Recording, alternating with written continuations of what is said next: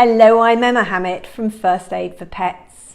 Today I'm going to talk to you about seasonal canine illness, what it is and why it's serious.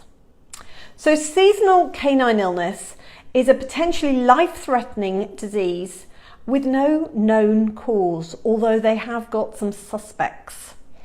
It affects dogs that have been walked in woodland areas 1 to 3 days before becoming unwell. And symptoms start with vomiting, diarrhea and lethargy. And when it was first discovered in 2010, it was killing about 20% of dogs that developed the disease. It's now they know a bit more about it and they're treating it promptly.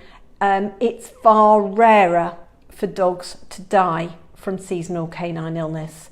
It's a nasty bug. And it's important to identify the symptoms early and to get treatment promptly. So it was first identified in 2009 in dogs that were walked on the Sandringham estate in Norfolk. And then they found that there were clusters of other dogs around different areas that were also suffering from the same symptoms.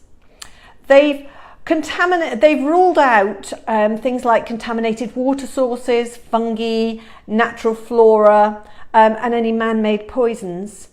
But they are thinking that harvest mites might be a trigger because in an awful lot of the cases, they have found harvest mites. But there are also dogs that have lots of harvest mites on them and aren't affected at all. So they're still investigating. So the key thing is to look out for sudden upset, tums, vomiting and diarrhea, lethargy, abdominal pain, loss of appetite. They might have high temperatures, shaking and trembling, and they could develop a rash. So make sure that you are getting help fast if you see any of those signs. Usually the vet will start IV therapy. They may give antimicrobials. They may send your dog home with oral therapy. And if they're infected with harvest mites, they're quite often prescribed specific treatment to get rid of those.